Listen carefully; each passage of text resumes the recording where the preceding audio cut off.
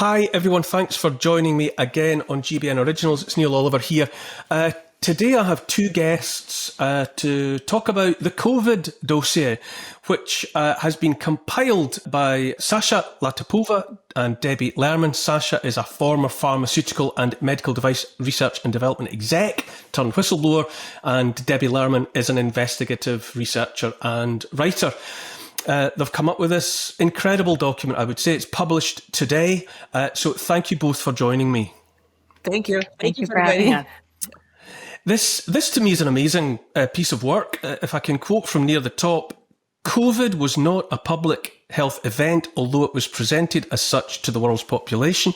It was a global operation coordinated through public-private intelligence and military alliances, and invoking laws designed for chemical, biological, radiological, and nuclear weapons attacks.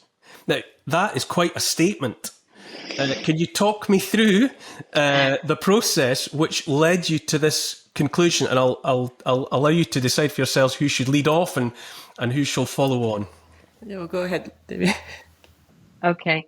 I started researching what happened during the pandemic in 2021, 2022, because I had, from the beginning, none of it made sense to me. And I started researching the pandemic planning documents of the United States government because I wanted to see whether what happened in real life, the lockdowns, the masks, the social distancing, and then the vaccines and the vaccine mandates, whether that was all part of a public health plan or whether that was something else, because it did not feel like a public health plan to me. And so I looked and I found historical documents going back years that were two streams of planning. One was the pandemic planning, or actually it was just responses to disease outbreaks for public health. And the other one was biodefense, which I didn't really know anything about. And biodefense is the plans that governments have, and there are also many international alliances for this, to respond to a weapon of mass destruction attack. In particular, for biodefense, it's bioterrorism and biowarfare. And that's when somebody releases a pathogen with the intent of killing a lot of people, and that it's not a naturally occurring outbreak. And so what I saw was that the response that we were carrying out in the United States, I started just with the United States, was actually a response. It was a biodefense plan. It was not a public health plan. And so I freaked out. Because I think that if it was a disease, it should be managed by public health. And if it was managed by something else, then something else was going on. And so I found the planning document, which is the United States government's COVID pandemic response plan. And that is a document that is not available anywhere on any government site. So already that tells you something. It's the government's response plan, but it's not available anywhere. I found it because I was doing deep research on the internet, and it was on a New York Times server where it had been leaked to them for a certain article that they wrote. And I saw inside that plan that what was supposed to be a public health response legally, so in the United States, the Department of Health and Human Services is supposed to be the lead federal agency for responses to disease outbreaks. However, in this document, the HHS was superseded by the government's task force. And at the time, the task force was being led by the National Security Council. The National Security Council is the body that is supposed to advise the United States president on military and intelligence affairs. And so that's who was in charge of our pandemic response. That led to a cascade of discoveries about people who were involved, about agencies that were involved, and then seeing that it was a parallel response in so many other countries and that it was coordinated. That was really where the story kind of blew my mind. Sasha, to bring you in, why were we told it was one thing?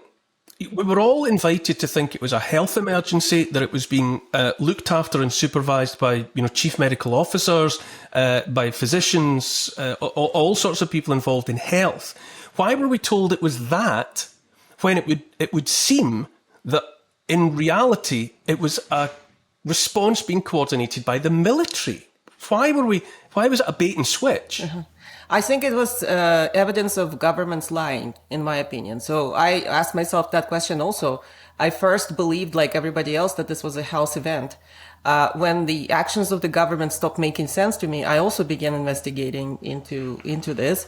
And eventually, so Debbie's article, we got in touch and met over this. And I did my own investigation. I'm from pharma industry background. And so what they were doing made no sense to me as far as health, public health. All these nonsensical measures which were making things much worse than if it was genuinely a health response. And then also remember, we were all, including you probably, we were all censored and banned on social media for even questioning that this was some sort of a zoonotically evolved virus. Immediately everybody would be shut down and say, no, it's real virus from a bat, from the Wuhan lab, from Wuhan market. And now, apparently it's okay to discuss it as a bioengineered virus, although that's also a second layer of lies. Because again, this is evidence of lying. They prepared several layers of lies because they know one will become untenable at some point and they will need the second one. And the second one, that this is a biological developed weapon. And I'm going to jump in, Sasha, because I think we might differ here. I don't know what it was. And I think the point that we're making in the dossier is that it doesn't matter, it doesn't matter what the trigger was. So the fact that everybody's focused on whether it was from a pangolin or a raccoon dog or the Wuhan lab it's not beside the point. It's an interesting question, but it is not what destroyed the world. What destroyed the world was the lockdowns and the vaccine mandates. That's what destroyed the world. Exactly. And so what we're asking people to do is refocus. What was the origin, not of the virus? What was the origin of the response? Exactly. Because the origin of the response is what destroyed the world. Yes, over the years, my position has evolved. I woke up in 2020, I suppose, and I've spent the last 4 years listening to as many people as possible. And where I have the point at which I have arrived is that whatever COVID was, whether it was something that happened between a pangolin and a bat that met in a bar and had too many drinks, or whether it was something that was cooked up in a lab and released deliberately or accidentally, is interesting but beside the point. What matters to me is what they did with it. Yeah. Exactly. What they used, the thing they called COVID, yes, to then do. Yes. That's what troubles me.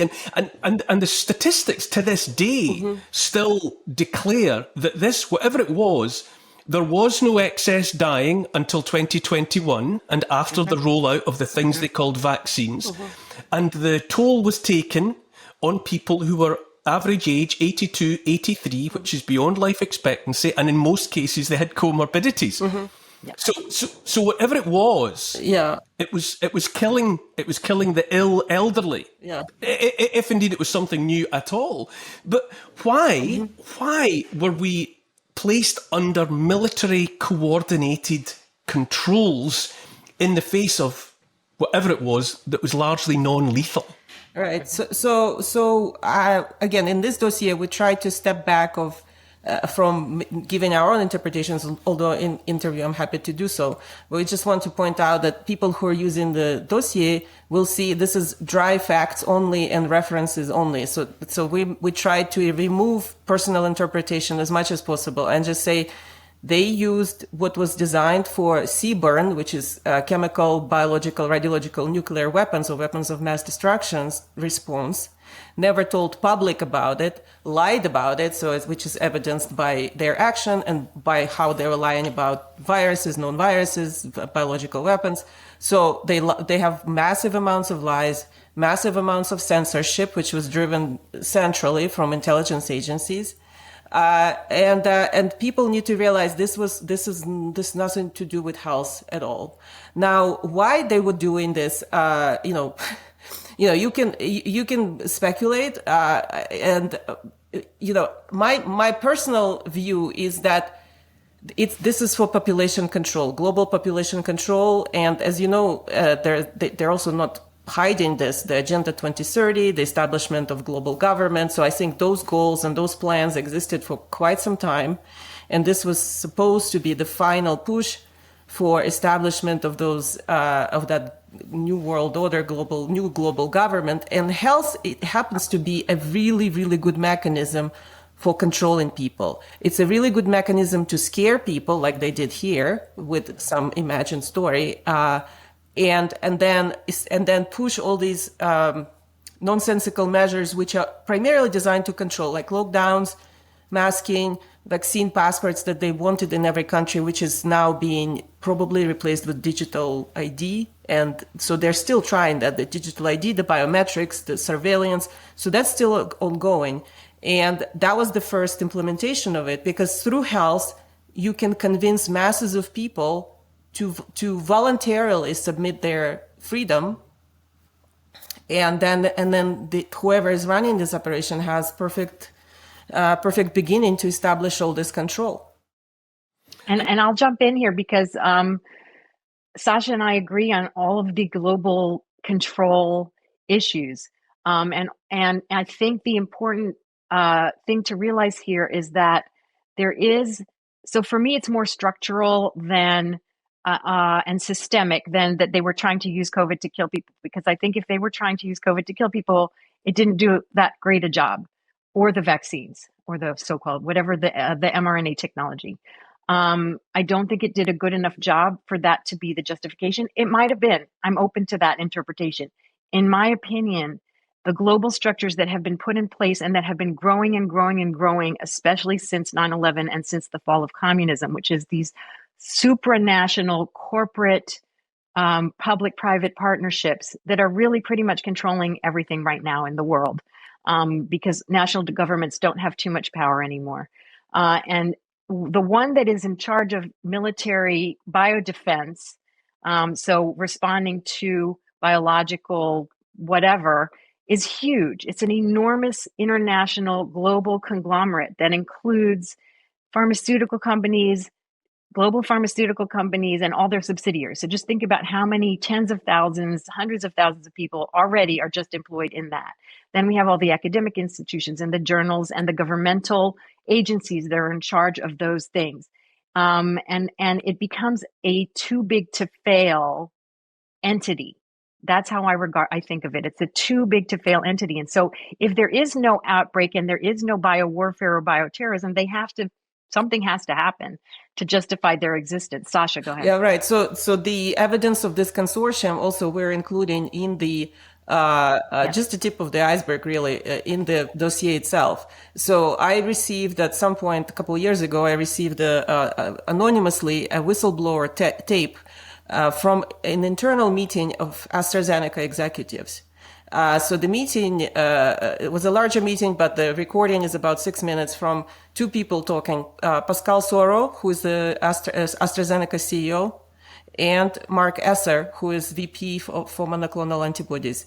And they both kind of recount the success so-called from the 2020 when they were developing vaccines and biologics for COVID. And specifically, Mark Esser says that, this is part of the consortium that was established in 2017 when we were approached by DARPA, which is a U.S. Department of Defense Advanced Research and Development Agency. And so DARPA, specifically Colonel Matt Hepburn, which we've included in our dossier, approached numerous pharmaceutical companies. This consortium contains hundreds of companies. AstraZeneca was approached in 2017 so Mark Esser says, interestingly, when the DoD asked him to participate in this, he said, I thought it was science fiction because, as a experienced pharmaceutical research and development professional, he knows it's science fiction. They were being asked to develop, vaccines and drugs in response to novel viruses that DoD will identify for them in 60 days or less. And so he said it's science fiction because it is science fiction. You can't do that. But somehow they were convinced by money and decided that that's okay. And we're working on this until 2020, when he also says that on February 4th, 2020, that's why we're publishing it here, DoD called them, the entire consortium, and told them to switch to COVID products now. So at that time, on February 4th, Because, Sasha. because COVID was declared a national security threat. So on February 4th, there are no cases, practically no cases, no deaths in the world. US government DOD somehow decides it's a national security threat. Calls pharma, they themselves call, no, there's no presidential action, nothing. DOD goes directly to the pharmaceutical consortium and says, you guys switch to COVID, money is coming. And that's it, the rest is history. So from then on, we also see that all these militaries execute the same plan in all these countries that we've tracked. Us blokes hate talking about a little thinning up top, and many of us settle with that balding look, but that wasn't for me, and that's why I went to Elite Hair, the world's leading hair loss clinic, and now I've had over 4,000 new hairs added to this barnet, and very soon I'm going to be rocking some brand new flowing locks. And you can too! So how does it work? Step 1, I sent the team a set of photos of my head. Step 2, I then spoke to one of the Elite Hair staff who looked through my photo submissions and worked out a treatment plan for me. Step 3, Elite Hair then organised accommodation and the treatment. I was at their state-of-the-art treatment centre in Istanbul, and their incredibly kind staff took me through the process, and before I knew it, I was in surgery. Elite Hair and their leading medical experts have specialised in pain-free treatments using the sleep deep method, and they really mean that. I felt incredibly relaxed the whole time, and I haven't felt any pain since. Check out Elite Hair using the link in the description. When you do, Elite Hair will provide you with a free personalised hair analysis. Then you'll join over 100,000 happy patients. Hit that link and start your hair growth journey like I did today. Yes. Because within the, I mean, it's definitely, I mean, I was very shocked by so much of it, but the fact that all of this was happening simultaneously in, according to the dossier, the United States of America, the United Kingdom of Great Britain, Australia, Canada, the Netherlands, Germany, and Italy. Yeah. That they were all and those are only the countries that we know about. Yeah, there are many more. Anecdotally, I know that many more countries did the same exact. My attention to this was drawn a few months ago, a couple of months ago now, and I had content on this channel then. The Dutch Health Minister, Fleur Agema, testified, if that's the right word, in her own parliament, that as far as she was concerned, there had been a coup d'etat. That the control, the decision-making processes were taken from taken away from the Parliament of the Netherlands, and the overarching control was coming from NATO, and it was her use of coup d'état. Now I'm gonna correct you head. though. Actually, it wasn't. She did not say coup d'état. She actually. So I've talked to the researcher who said it was a coup d'état and who brought all of this forward. He has actually contributed to our dossier. She did not say coup d'etat. Okay. She is the health minister of the Netherlands, and she was actually reporting within the framework of the government in a stance that seemed to the public, and it might have been or it might not have been supportive of the government's response. So all she said was that we had to fulfill our NATO obligations. And that our intelligence agency was running it. That's all she said. She did not say coup d'etat. So I just want to make sure the record is correct. The coup d'etat is the interpretation of the researchers who brought all of this forward. But now, she was very much against the COVID measures when she was not the health minister. That was several years ago. But when she became the health minister, she stopped criticizing them. And so the researchers that I have talked to, they don't know whether right now she's just trying to send us some messages,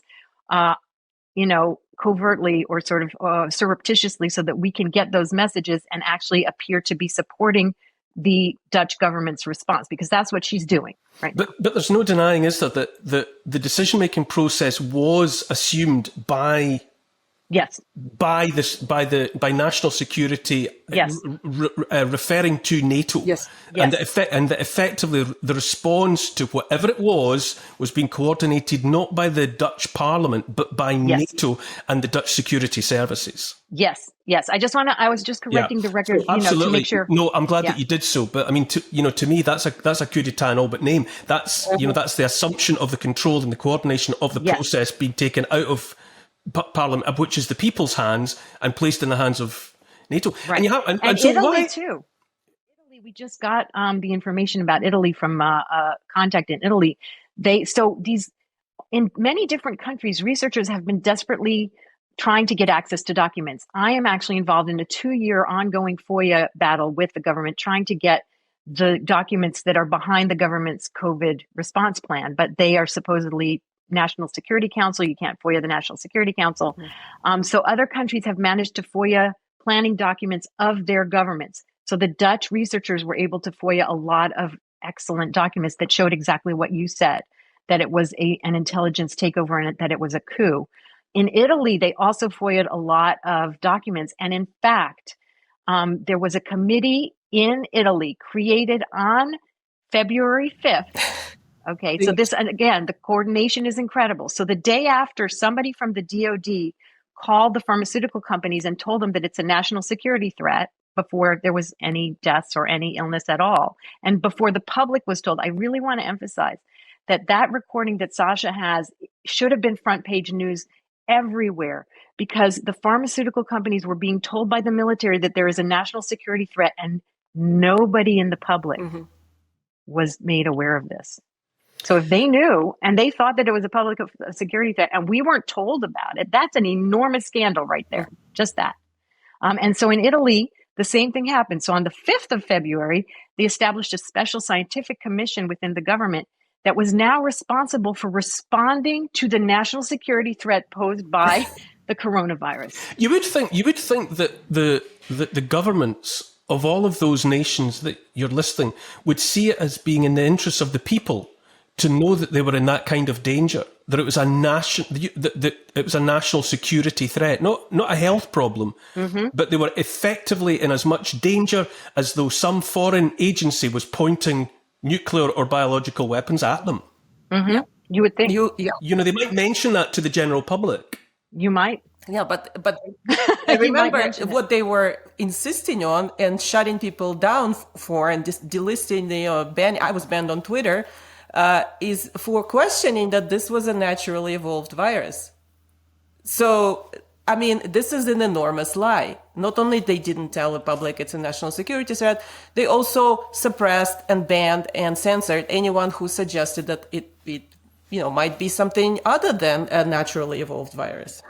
And the dossier shows, so we also included lists of agencies and organizations that are associated with intelligence and military that were doing the censorship and the propaganda. And that evidence that we have in the dossier shows that in multiple countries, that started in January 2020. Yeah, and so the planning for this started in January 2020, when there was absolutely nothing going on anywhere. That's the point. I mean, as we said at the top, you and I, Debbie, were saying that it's not what COVID was; it's what they used it to achieve. Exactly. That is the point.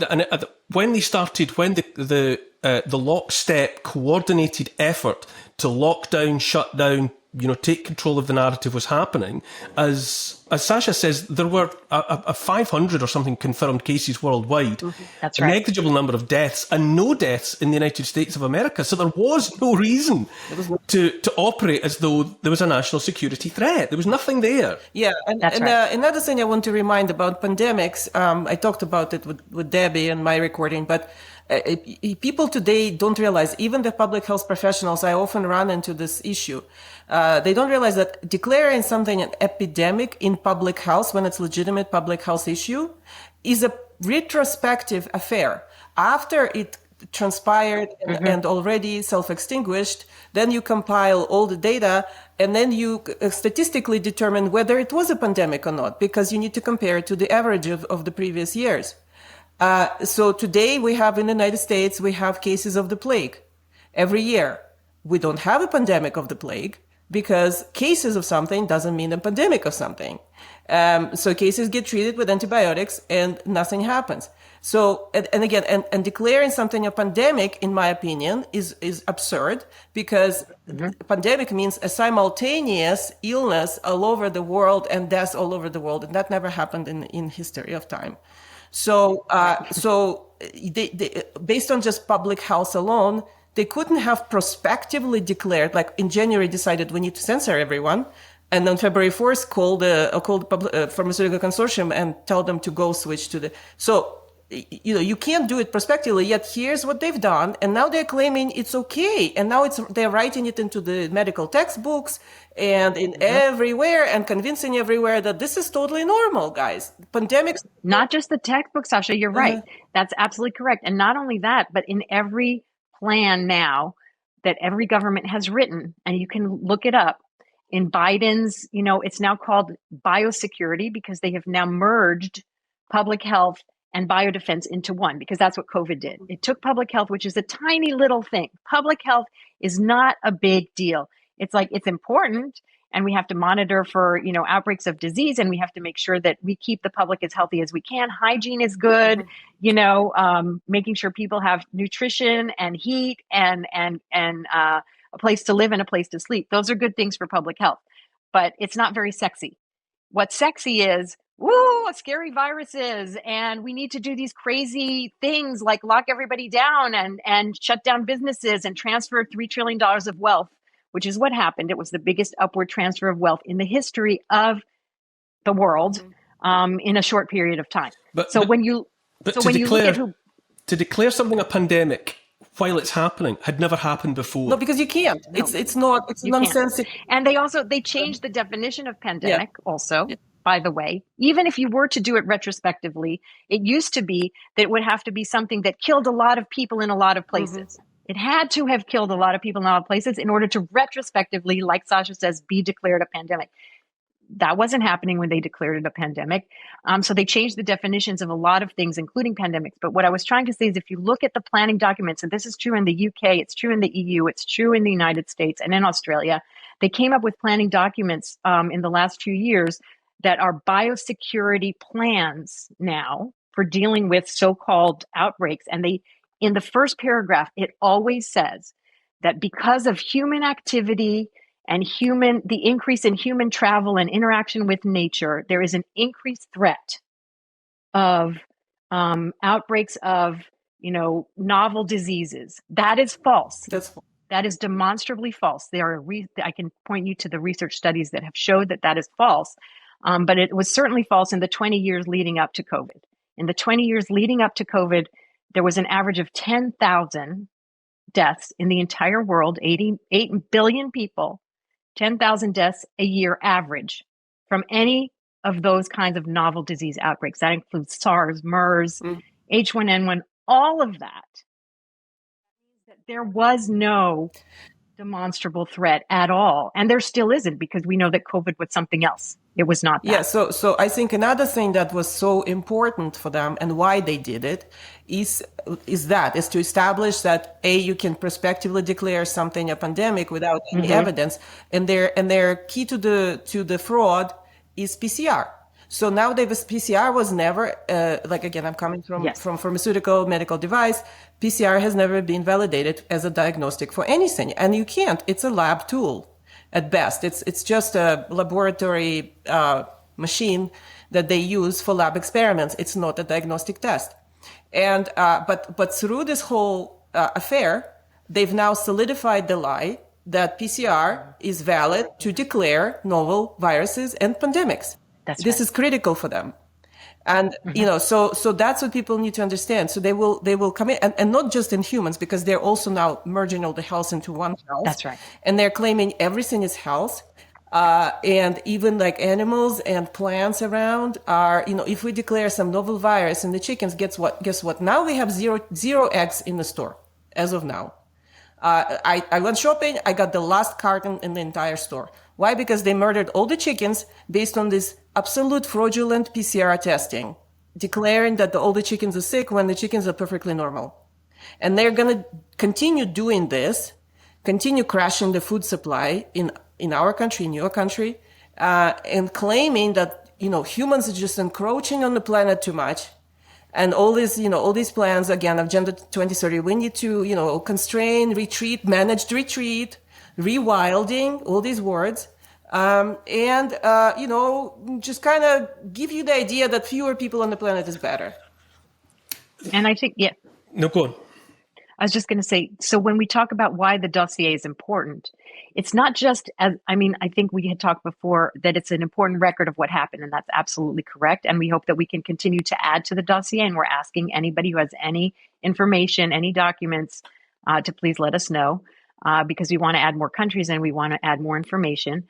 But so it's important as a record, but it's also important in order to draw people's attention to the global mechanisms of control that are happening. So the global mechanisms of control that we know from the dossier exist already is a huge web of censorship and propaganda that exists, that was used during COVID and can be used for many other things. And we also know what Sasha said, which is that using public health and diseases is a way to control global populations on a global level, and also to control the food supply. All of those things are things that COVID showed, and I think this dossier sort of specifically draws people's attention to. Why isn't this leaping straight to the top of everyone's news agenda? The mere suggestion that something that was pitched as a health emergency was in the background, in the shadows, being coordinated and overseen by the military. You know, without that being declared to anyone, that NATO and the DOD and other manifestations of the military complex around the world had assumed control, while people were being invited to listen to men in white coats say it was a health emergency, let's save the NHS or whatever. Yeah. Why? What will it take before this kind of information leaps out at people as demanding a response from us? That is, we're trying. So, yeah, we've contacted, and thank you. And we've contacted so many journalists, independent journalists. The mainstream doesn't want to have anything to do with us. And even so there's several layers to this. So the mainstream, of course, has no interest in any actual real topics anymore. We know that. But even independent media find it very hard to go to places which could be construed as conspiracy theories. Again, I think during COVID, we learned that conspiracy theory is actually not a bad word. And we actually learned that conspiracy theory is a concept that was invented by the CIA in order to prevent questioning of the JFK assassination. So in order to smear people who were questioning it, they called it a conspiracy theory, and it's a very convenient tool that they use, and I think we need to reclaim it. I am a very proud conspiracy theorist. But it's not a conspiracy theory. There's no doubting, based on the receipts that you have, the coordination that is demonstrated by the paperwork that you've got, that there was a conspiracy. Yeah. It's not a conspiracy theory. Yes. There was a conspiracy. And it's also hard for people to fathom. It's hard for people to fathom because they always say that there's two things. One is people say, and Sasha, you and I talked about this, that, oh, well, the military, they can help coordinate. They have like these large networks where they can help coordinate the distribution of supplies, the distribution, so people somehow have been made comfortable a little bit with the thought that the military is this integral part of whatever national activities. And I think that's very disturbing. I think we have to shake them out of that. But I think that's one reason why when we just say, oh, the military was involved, people are like, yeah, sure, the military was involved. They have good distribution channels. What about the allegation that that Robert F. Kennedy Jr. has made or made some time ago, that the DOD went to AstraZeneca, Pfizer, Moderna, whoever, and spent money to acquire the right to put those labels on a product that was actually coming out of the DOD. Yes. Yeah. He's saying that those vaccines were not developed by Big Pharma. Yeah. That those, wherever they came from, it came from somewhere else. And that Big Pharma was paid to stick its labels and branding on those products. Yeah, this was part of my interview with RFK Jr. And we were discussing my findings about contracts. So when I looked into contracts of all these DoD operations, that's what we were discussing in the interview, and that's what we later provided him another dossier of this. So the way this was done, ostensibly they're saying HHS partnered with DoD, although actually Debbie Lerman figured out why they partnered together. They partnered together to overcome their own respective limitations, which was legal limitations. Yeah, legal limitations established by Congress of what they can and cannot do. So to overcome those limitations, they combined their forces, HHS and DoD, to mass order medical products and vaccines that were going to be distributed to the civilian population, and they would be under these EUA countermeasure frameworks, which absolves them of all regulatory requirements. And so separately, they couldn't do that. So DoD could do it for themselves, but not for civilian population, not in mass. And for HHS to do that, it needed to go through regulatory approval, which this didn't. So they combined their forces, and then the Department of Defense gave these public-private consortium, $50 billion, just the first go, to produce these shots. But the shots were coming from the DoD. So the DoD actually. There are several Pentagon press releases, or press conferences rather, where they're discussing that they had their own product, their own mRNA product. And so, and I also in touch with other people who worked and currently work for Moderna, and they were saying, yeah, we have a separate office inside Moderna. This is outside of Boston. They have a separate office, which is DoD only. Only people with security clearance can go in that office. And we receive active ingredient in bags. We don't know what it is, and we just mix it in with LNPs and ship it out. LNPs are lipid nanoparticles. Yeah. So the recipe for the product was coming from the DoD, and Big Pharma were just producing it. DARPA and also NIH participated in this. So specifically, NIH developed several vaccine candidates, transferred them to Moderna, the new product candidates, transferred them to Moderna right before 2020. There are documents for that too. And then, as part of the R&D, I also discussed this with RFK Jr. As part of the R&D program, which was very poorly done, but still there were some studies being done, NIH ran several studies, several critical studies for Moderna. So NIH themselves in their vaccine research center ran those studies, gave reports to Moderna, and these reports we still have very hard time to FOIA them. And it's in process. We're trying to FOIA them. And NIH also co-owns investigational. So there's an investigational number assigned to every new product in pharmaceutical R&D and FDA approval program. So NIH owns separate number for Moderna product, in addition to Moderna owning another number. So there are two numbers for one product. One is owned by NIH, one is owned by Moderna. So clearly this is a government vaccine.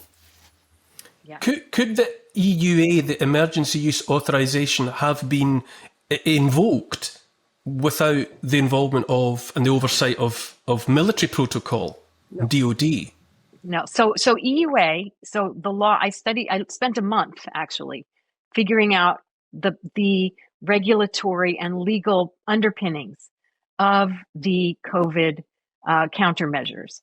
So EUA is a law intended exclusively for response to a threat posed by CBRN agents, that is chemical, biological, nuclear, radiological, no mention at all of naturally occurring anything.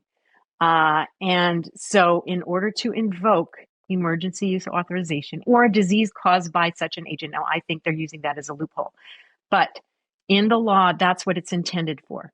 And so when they said, and it is dated February 4th, so that's another reason. So the date, February 4th, is extremely important. That's why we're releasing it on this date. It's the recording that we have that the DoD on that date was calling the pharmaceutical companies and telling them it's a national security threat.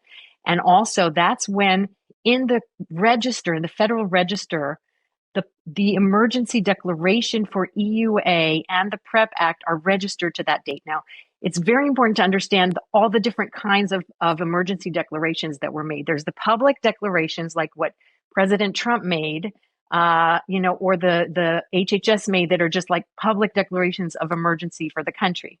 And that has to do with funding and all kinds of things like that. But then there's a very specific kind of emergency declaration that the Secretary of HHS is responsible for making in the case of a CBRN threat or attack.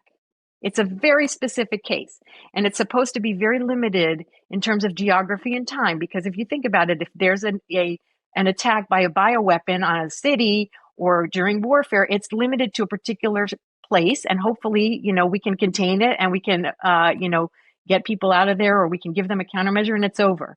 It's not intended for a whole country, and certainly not intended for the whole world. So an EUA to indemnify people because a product was about to be offered to 8 billion people alive at the same time was an unprecedented event. And that's PrEP Act. So again, being specific, the EUA is the emergency use authorization. And then in the United States, and Sasha can speak to other countries, but in the United States, we have the PrEP Act, which says if you use a countermeasure that was under EUA, which has no regulations, there's no regulatory process, there's no oversight, because it's an emergency situation. There's an attack with a bioweapon. We have to do something. Oh my God, we have these vaccines in our stockpile. Let's just try them. Maybe they'll work. It's an emergency situation. We don't have to go through all the regulations. But if we do that and some people get hurt or die because of the countermeasure, we don't want anybody to be held responsible for that, right? That makes sense. It's an emergency. We took the stuff out of the stockpile, or we developed it in 2 seconds and injected it into a lot of people. We don't want to be sued for that. And that's what the PrEP Act is for. It's to protect people who deal with covered countermeasures under EUA. But like you said, it's not for giving 8 billion people an unregulated product. And you might have imagined that if a city or a region was anticipating a chemical attack or the detonation of some sort of bioweapon, that they might say to people, "We have a product here.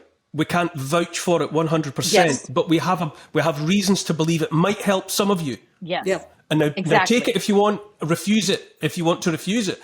But instead, military intelligence, like in Britain, the 77th Brigade and the nudge units, yes, which were also part of the military establishment, were being used. That's in the dossier, yes.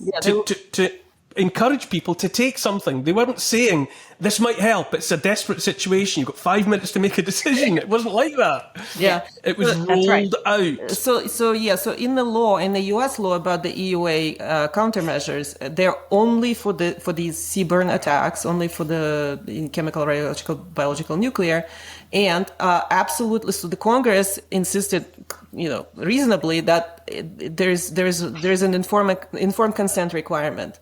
Now, yes, so the people need to be told about risks and benefits. Now, it's kind of funny because the way the EUA countermeasures, which is all these vaccines, go on the market is by 2 pieces of paper in the US, and actually globally it's the same. One piece of paper is HHS Secretary declares that in his sole opinion, one person, circumstances justify for it to be an emergency declaration for, let's say, COVID. One piece of paper. That piece of paper was issued by Alex Azar under Trump, and it has been extended 12 times now, and now it's extended by Javier Becerra, outgoing HHS Secretary, until end of 2029. So again, it was supposed to be limited. Remember, 2 weeks to slow the spread. Right. So in law, it's still in force for the next 5 years. It's still in force for the next year. Now, so the second piece of paper for the EUA specifically, HHS Secretary asks FDA Commissioner to issue EUA for a blanket EUA for all these products to address COVID. That's it. That's the entire regulatory process I just described to you. 2 pieces of paper, decisions by 2 people. And actually one person, HHS. So he just tells FDA Commissioner to issue, and FDA Commissioner issues EUA. And then this EUA, so you're supposed to tell people that this is because of the CBRN attack, and because we have nothing else, and this is your informed consent. We don't know if it's going to work or not, but we are offering it to you. We can't mandate. So mandates were absolutely a no-no, especially after the anthrax scandal. When they injected a whole bunch of service members with the anthrax vaccine, which was experimental in violation of informed consent rules. And so that was a big scandal and congressional investigation. So that was again clarified that you must offer informed consent. You cannot mandate these kinds of things. So what did they do, the U.S. government? They contorted themselves. So Peter Marks, who's head of CBER at FDA, who is issuing all these EUAs, so he went on record in a court proceeding, and he said, we asked Pfizer to provide several lots to us, which were manufactured under good manufacturing practices under regulatory constraints. So he claims they never tested it. It was all just self-declared by Pfizer. Pfizer just shipped them 2 lots and said, 9 lots and said, these ones are good ones. Okay, we manufactured them according to standards. And so because they produced these 9 lots, therefore, we believe that they are capable of producing good manufacturing practice compliant product. And therefore, he specifically says in court, and therefore we instructed all the healthcare providers to not offer informed consent. That's his word. To not offer informed consent. To not provide informed consent. It's not necessary. Because Peter Marks, determined, because Pfizer told me so, that Pfizer is capable of. That's how he himself made a completely new law. And nobody knows about it. That's how they removed the informed consent entirely, and then went and mandated it.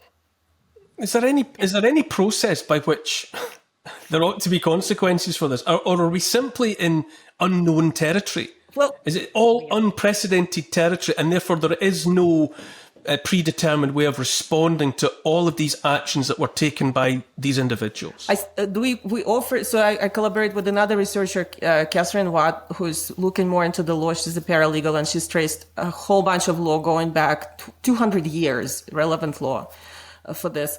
And so the recommendations that we have as far as how to go, these people need to be prosecuted criminally as individuals, not as officials in the government, but as individuals who are treasonous to the United States government by their actions, which are clearly massively harming American population. The same needs to happen in other countries. In addition, these laws, these illegal laws such as EUA, PrEP Act, all that, they need to be nullified. In the US, there is a pretty straightforward process by which states can nullify bad federal law. And that happened. So, for example, legalization of marijuana in the United States, in several states, happened by the process of nullification federal law that prohibits it. So they know how to do it. They're capable. Attorney generals of the states can bring criminal charges. And so far, unfortunately, only fake civil charges have been brought by Attorney General of Texas and Attorney General of Kansas. They're being all paraded as if this is a heroic act of suing Pfizer in Kansas and Texas. But I have written extensive analysis of these cases. They're just fundraising exercises. The Texas one already has been dismissed, and Kansas will be dismissed also. And I think I'm going to add to that, Sasha. Any approach to this that does not acknowledge the public-private partnership aspect of it, if you're just going after Pfizer or if you're just going after Fauci, then you're not actually going after the entity or the entities that were in charge. Exactly. And you're actually kind of obscuring, either intentionally or not intentionally, what actually happened. Often helping to solidify the bad law. Often in these, most of the cases have been going after Pfizer, claiming product liability, claiming as if it's a regulated product. Now, of course, the government is lying, saying it's a regulated product, so you could go under this theory. But it's all designed to fail, and it's all designed to just solidify the fact that all of this, the government has the right to do all this, and they can protect Pfizer in this situation.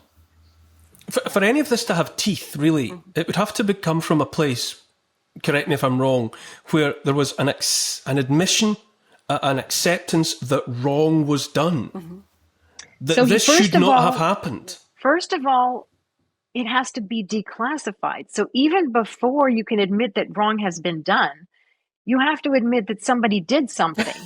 And all the people who did it have security clearances and can't talk about it. So sure, you can talk about Pfizer separately. You can talk about Fauci separately. You can talk about the public health agencies need to be reformed, and we need to have commissions all over the world that are spending tens and hundreds of millions of dollars, investigating COVID. But unless they look at the classified information from every country as we've laid it out in the dossier. So in various countries, including the United States, all of the discussions about the response started to be classified in January of 2020. Mhm. So if we don't have that information, we can't even start to prosecute. Like you're saying, like I always get frustrated when people say, well, we have to prosecute here and there. Well, first of all, we have to get the information. The reason we can't prosecute right now anybody is because it's all classified and we don't have the information.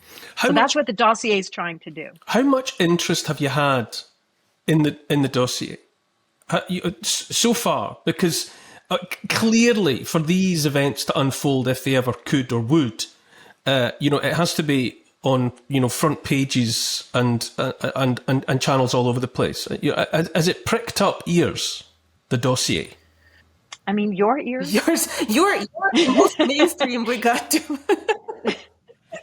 Congratulations. It pricked up a lot. All the people that we know that we have been in touch with who have been publishing it. We have tried to publish it today on as many independent platforms as possible. We're trying to get it out simultaneously in order to make a bigger splash than when Sasha publishes her stuff and I publish my stuff and nobody pays attention. So thank you for helping us with that effort. But as far as getting attention, even from mainstream adjacent platforms, so far we haven't had any. We'll see. Yeah, we need help getting it out there and introductions and just people looking at it, because as I said, it's facts only, references only. We're not putting any color on it. This is just what happened. Sasha and Debbie, you've been very generous with your time. Please, come back to me and update me with the progress of the COVID dossier, because this is holding it up and letting people be aware that it exists. So let's continue with this conversation and see if anything else unfolds from it. But for the moment, Sasha and Debbie, thank you so much for your time. Thank you. Thank you so much for having us.